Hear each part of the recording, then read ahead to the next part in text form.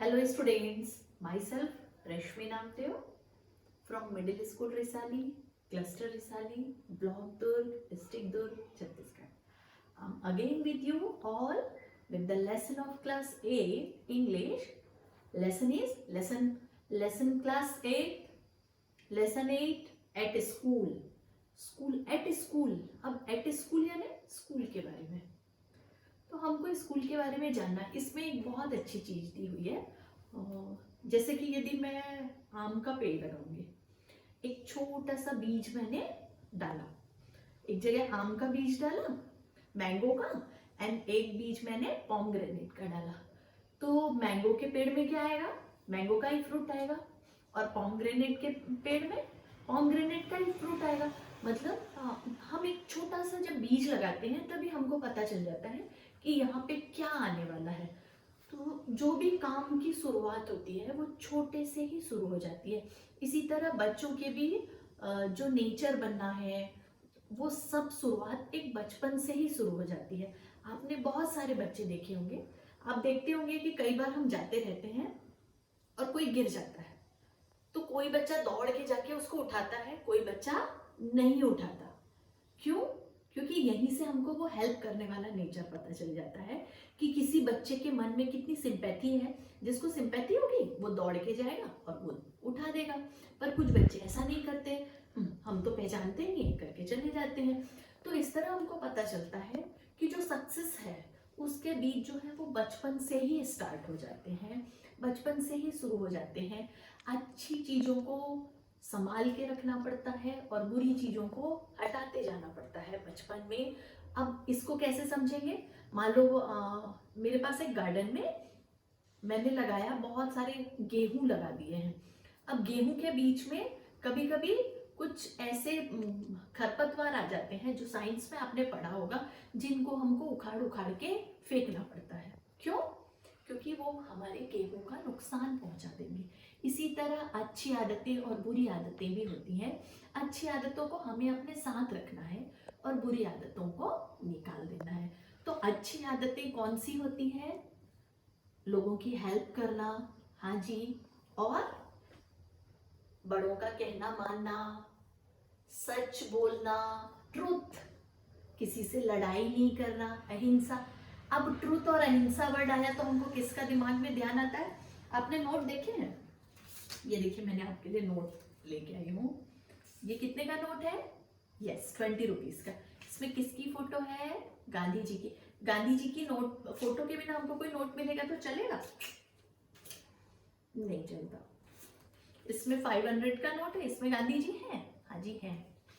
इसी तरह ये 100 का नोट है, इसमें गांधी जी हैं? हाँ है. मतलब हमारे नोट में केवल गांधी जी की फोटो है. हाउ इम्पोर्टेंट है ना, वो कितने इम्पोर्टेंट है हमारे लिए, हाउ इम्पोर्टेंट ही इज. अभी ये बताइए, हम घर में किसका कहना मानते हैं? मम्मी का, नहीं तो पापा का. मम्मी किसका कहना मानती है? मम्मी भी पापा का मानती है. तो हमारे घर के मुखिया कौन हुए? फादर. उसी तरह गांधी जी हमारे फादर ऑफ नेशन है, हमारे पूरे राष्ट्रपिता है. हम उन्हें राष्ट्रपिता कहकर पुकारते हैं. तो उन्हीं राष्ट्रपिता के बारे में हम बहुत सी चीजें जानते हैं, समझते हैं. आज हम उनके बचपन के बारे में जानेंगे. उन्होंने एक बायोग्राफी लिखी, ऑटोबायोग्राफी. ऑटोबायोग्राफी क्या होता है? अपने खुद के बारे में अपने विचार लिखना जो है वो ऑटोबायोग्राफी होती है.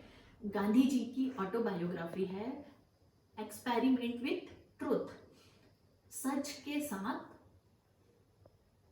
एक्सपेरिमेंट करना. तो ये जो है ये उनकी खुद की लिखी हुई है. इसी के कुछ अंश, उनके बचपन की कुछ कथाएं आपके लिए निकाल कर लाई गई हैं और ये आपके लेसन में हम पढ़ाएंगे, जिसका कि मेन उद्देश्य यही है कि जो भी नेचर डेवलप होना है उसको हमको अभी से स्टार्ट करना पड़ेगा, अभी से करना पड़ेगा. कि गांधी जी सत्य और अहिंसा के मार्ग पर चले, किंतु ये चीजें बचपन से ही उनके अंदर किस तरह से आ गई थी, यही आज हम इस लेसन में पढ़ेंगे. तो इसके लिए मैंने एक प्रेजेंटेशन रेडी किया है. आइए देखते हैं presentation at school. At school by Rashmi Namdev. Lesson 8 English. Class 8 का है ये लेसन। अभी ये लेसन पढ़ने से हमको क्या क्या लर्निंग आउटकम मिल रहे हैं। लर्निंग आउटकम यानी कि सीखना जो हमको मिल रहा है, वोकेबलरी न्यू वर्ड सीखने मिल रहे हैं, yes. Reads textual and non textual material in English, हम इंग्लिश में टेक्सुअल और नॉन टेक्सुअल मटेरियल पढ़ पा सकते हैं। लीसनिंग सुनने की क्षमता, अंडरस्टैंडिंग समझने की क्षमता, and can understand about autobiography. अब आप ऑटोबायोग्राफी समझ पाएंगे। ऑटोबायोग्राफी क्या है? किसी व्यक्ति के स्वयं के बारे में लिखना ऑटोबायोग्राफी कहलाती है। स्पीकिंग स्किल, बोलने की कला। हु इज ही, ये कौन है बताइए? Yes, Mahatma Gandhi, father of our nation. He believed in non violence and truth. हमने हमेशा पढ़ा है कि उन्होंने अहिंसा और सत्य पे विश्वास किया है। ही believed in non violence and truth. Cover page of Mahatma Gandhi's autobiography. ये महात्मा गांधी जी ने जो ऑटोबायोग्राफी लिखी है, the story of my experiments with truth. एक कहानी सच के साथ मेरे एक्सपेरिमेंट की, प्रयोग की। एक्सपेरिमेंट यानी प्रयोग। अभी देखिए, मैंने गांधी जी की एक बचपन की फोटो निकाली है, childhood picture of Mahatma Gandhi ji, ताकि आप देख पाएँ कि महात्मा गांधी जी कैसे दिखते हैं। महात्मा गांधी एक बहुत अच्छी फैमिली के थे। मैं पोरबंदर में उनके घर होके आई हूँ। 22 कमरों का एक बहुत शानदार घर है उनका, जिसे अब संग्रहालय में बदल दिया गया है। अब हम लेसन पढ़ते हैं at school. I must have been about 7। आई कौन बोल रहा है? गांधी जी अपने आप को बोल रहे हैं कि जब मैं 7 साल का था। When my father left Porbandar for Rajkot to become a member of the Rajasthani court. जब मेरे पिताजी ने राजस्थानी कोर्ट के लिए मेंबर बनने के लिए पोरबंदर छोड़ा था, राजकोट जाने के लिए। There I was put to a primary school। अब 7 साल की उम्र में उनको स्कूल में डाला गया। And I can well recollect those days. और मुझे वो दिन अच्छी तरह से याद है, including the names and other particulars of the teachers who taught me. जो टीचर्स और सारे लोगों ने उन्हें पढ़ाया है उनके भी नाम याद है। मतलब इस लाइन से क्या पता चलता है कि उनकी मेमोरी बहुत अच्छी है, उनकी याददाश्त बहुत अच्छी है। As at Porbandar so here there is hardly anything to note about my study. Porbandar में भी मैं बहुत अच्छे से पढ़ाई नहीं करता था, यहाँ भी ऐसा कुछ नहीं है मेरी पढ़ाई के बारे में जो नोट किया जा सके। I could only have been a mediocre student. मैं मेडियोकर यानी मध्यम दर्जे का, मैं एक मध्यम दर्जे का स्टूडेंट था। From this school I went to the suburban school and then to the high school. इस स्कूल के बाद उनको सबर्बन स्कूल और फिर हाई स्कूल भेजा गया। हैविंग ऑलरेडी रीच्ड माई 12th ईयर। अब वो 12 साल के हो गए थे। I do not remember having ever told a lie during this short period। अभी देखिए, बचपन में ही गांधी जी बता रहे हैं कि मुझे बिल्कुल याद नहीं है कि मैंने कभी भी कोई भी झूठ बोला हो, आइदर टू माई टीचर्स, ना मेरे टीचर्स से, और टू माई स्कूल मेट्स, और ना ही मेरे स्कूल के दोस्तों से। किसी से उन्होंने झूठ बोला ही नहीं। I used to be very shy. Shy है ना शर्मीले। अब गांधी जी के लिए शर्मीले शब्द थोड़ा नया सा नहीं लगता? गांधी जी कहाँ शर्माते थे, लेकिन बचपन में वो शाई थे। एंड अवॉइडेड ऑल कंपनी, और वो किसी के साथ रहते नहीं थे। जिनके साथ बाद में पूरा देश चलता था वो उस समय अकेले रहते थे। My books and my lessons were my soul companion. मेरी पुस्तकें और मेरी पढ़ाई ही मेरे अकेले दोस्त थे। To be at school to be at the school close, that was my daily habit। यहाँ पे का कुछ हल्का सा मिट गया है। स्कूल में वो क्या करते थे, जल्दी जल्दी सब सारा लेसन अपना कर लेते थे। And had to run back home as soon as to school close, that was my daily habit. और जल्दी से स्कूल लौटना से घर लौटते थे, ये उनका एकदम डेली का रूटीन था। I literally run back because I could not bear to talk to anybody. मैं जल्दी से घर लौटना चाहता था क्योंकि मैं किसी से बात करना नहीं चाहता था। I was even afraid list anyone should पोक फन एट मी। उनको लगता था कोई ना कोई उनका मजाक उड़ा देगा, इसलिए वो डरते थे, जल्दी जल्दी भाग के घर आ जाते थे। आप बिलीव करते हैं Gandhi ji was always the topper in his school? Gandhi ji topper थे? No, he is mediocre student. वो मेडियोकर स्टूडेंट थे। मतलब मध्यम दर्जे का स्टूडेंट भी यदि अच्छी चीज़ें अपनाए तो बड़ा होके बहुत कुछ अचीव कर सकता है। ये हमको गांधी जी का ये लेसन पढ़ने से पता चलता है। अभी 2 इंसिडेंट यानी 2 चीज़ें गांधी जी बता रहे हैं, 2 घटनाएं बता रहे हैं जो हमको जानना ज़रूरी है। Belonging to this period have always clung to my memory. As a rule, I had a distaste for any reading beyond my school books. उनको याद है वो नॉर्मली ना कुछ भी पढ़ते नहीं थे स्कूल बुक्स के अलावा. The daily lesson had to be done. रोज का पढ़ लिए. Because I dislike being taken to task by my teacher as much I dislike deceiving him. वो डरते थे कि टीचर उनको डांटे मत, इसलिए वो क्या करते थे, जल्दी जल्दी अपना कोर्स ख़त्म कर लेते थे. Therefore, I would do the lessons, but often without my mind on them. अपना पाठ पढ़ तो लेते थे पर दिमाग में कुछ नहीं रखते थे, भूल जाते थे. Thus, when even the lessons could not be done properly. अब अच्छे से नहीं पढ़ते थे तो कुछ अच्छे से होता नहीं था. There was of course no question of any extra reading. तो फिर एक्स्ट्रा रीडिंग क्या करेंगे, मतलब अपना कोर्स ही नहीं पढ़ रहे हैं तो दूसरी बुक्स क्यों पढ़ेंगे. But somehow My eyes fell on a book purchased by my father. एक दिन लेकिन उनकी निगाह एक पुस्तक पे पड़ गई जो उनके पिताजी ने खरीदी थी. पुस्तक का नाम है श्रवण पितृभक्ति नाटक. श्रवण की कहानी सबने सुनी होगी, उनकी फोटो दिखाएंगे तो याद आ जाएगी, है ना. I read it with intense interest. मैंने इसको बहुत अच्छे से बहुत ध्यान से पढ़ा. They are come to our place about the same time. जैसे आजकल हम पिक्चरें देखते हैं ना, पहले थिएटर्स होते थे, वहाँ पे नाटक हुआ करते थे, लोग वो नाटक देखने जाते थे. ट्रैवलिंग शोमैन, वो लोग शहर शहर जाके और नाटक दिखा देते थे. One of the pictures I was shown was of Shravan carrying his blind parents on a pilgrimage. आप देखेंगे कि एक कांवर में उन श्रवण कुमार अपने अंधे मम्मी पापा को रख के ले जाते हैं. तो ये वाला फोटो देख के the book and the picture left N indelible impression on my mind.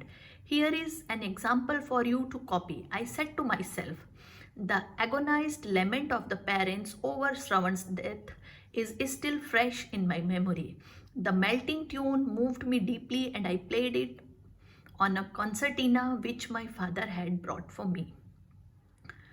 उनके लिए दिमाग में ये छा गया, इसकी छाप पड़ गई कि जो अपने माँ बाप की इतनी सेवा किए श्रवण कुमार, इवन उनकी मृत्यु भी हो गई श्रवण कुमार की, और ये सारी चीज़ें उनके दिमाग में बैठ गई और वो ये सोचने लगे कि श्रवण कुमार एक सच है और इससे वो बहुत ज़्यादा प्रभावित हुए. मतलब कि इस नाटक से हमने क्या सीखा, हमने सीखा अपने पेरेंट्स की सेवा करना. तो गांधी जी ने इससे क्या सीखा, अपने पेरेंट्स की सेवा करना, और इसी भावना को उन्होंने आगे बढ़ाया और बाद में पूरे देश की सेवा की उन्होंने. There was a similar incident connected with another play. इसी तरह का एक और घटना हुई. Just about this time I had secured my father permission to see a play perform by a certain dramatic company.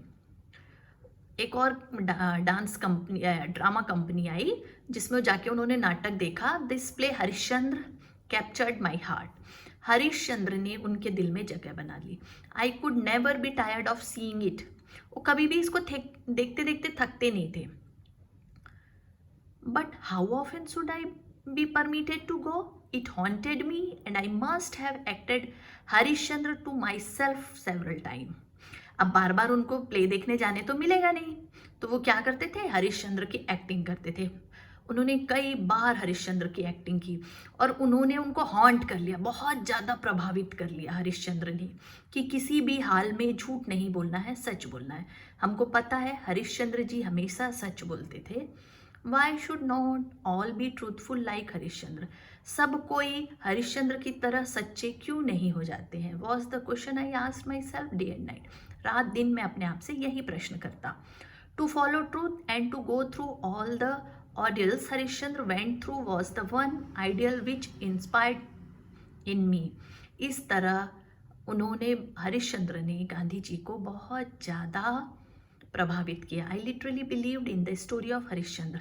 Harishchandra एक कहानी है जो शिक्षा के लिए बनाई गई है, परंतु गांधी जी को लगता था कि ये कोई कहानी नहीं बल्कि सच है. The thought of it all too often made me weep. हमेशा वो याद करके रोते थे. My common sense tells me today that Harishchandra could not have been a historic character, but for me, both Harishchandra and Shravan are living realities. Then I am sure I should be touched as before if I were to read again those plays today. वो लिखते समय बोलते हैं कि यदि मैं आज भी पढ़ूंगा तो मुझे उतना ही पसंद आएगा जैसा बचपन में पसंद आया था.